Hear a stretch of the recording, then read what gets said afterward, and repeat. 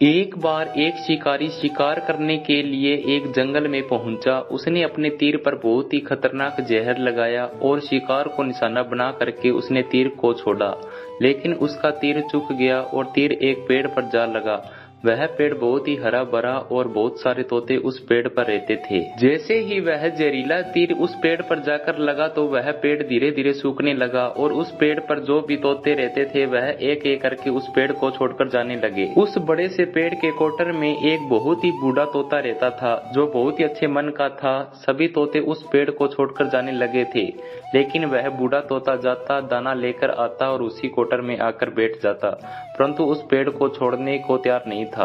बूढ़े तोते के साथियों ने कई बार आकर के उसे समझाया कि यह पेड़ सूख रहा है और किसी दिन गिर भी जाएगा, चलो किसी और पेड़ पर जाकर रहते हैं, परंतु वह बूढ़ा तोता वहां से जाने को तैयार नहीं हो रहा था। अब यह बात देवराज इंद्र तक पहुंची। उन्हें बताया गया कि एक तोता है, वह जिस पेड़ पर रहता है उस पेड़ पर एक जहरीला तीर लगने के कारण वो पेड़ सूखने, गिरने और खत्म होने के कगार पर आ पहुंचा है और एक बूढ़ा तोता अभी भी वहीं पर रह रहा है। वह दाना लेकर आता है और वहीं पर रहता है, जबकि उस जंगल में बहुत सारे पेड़ है, लेकिन वह उसी पेड़ पर रह रहा है। देवराज इंद्र प्रकट हुए और उस बूढ़े तोते से कहने लगे कि आप बहुत ही अच्छे मन के हैं, लेकिन आप इस पेड़ को छोड़कर किसी और पेड़ पर चले जाइए, क्योंकि यह पेड़ कुछ दिनों में गिर जाएगा। तालाब के पास बहुत से बड़े बड़े हरे भरे पेड़ है और उन पेड़ों में बड़े बड़े कोटर हैं और पेड़ों पर फल भी लगे हुए हैं, उन्हें वहीं पर तोड़कर खा सकते हैं, परंतु यहाँ से आप चले जाइए। तोता बोला, माफ कीजिएगा, इस पेड़ ने मुझे जीवन दिया है, शिकारियों से मेरी रक्षा की है, हर मौसम में मेरे साथ रहा है,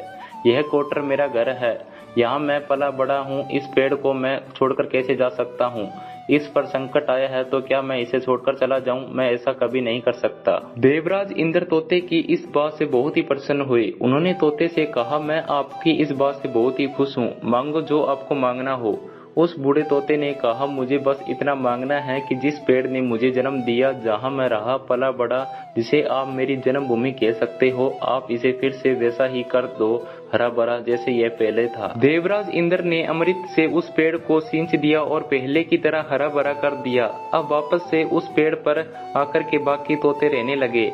वह बूढ़ा तोता कुछ समय तक और जिंदा रहा, फिर उसकी मृत्यु हो गई और वह स्वर्ग में चला गया। यह कहानी हमें सिखाती है कि जब भी किसी इंसान का बुरा समय आता है तो इमोशनली वह टूटा हुआ होता है, उसे किसी के सहारे की जरूरत होती है, किसी की आवश्यकता होती है। अगर आप ऐसे समय में उसे छोड़कर चले जाओगे, उससे बात नहीं करोगे, मुंह मोड़ लोगे, तो आपसे बुरा कोई नहीं है, क्योंकि आप किसी के सुख का साथी बने या ना बने, लेकिन आपको हमेशा किसी के दुख का साथी जरूर बनना चाहिए।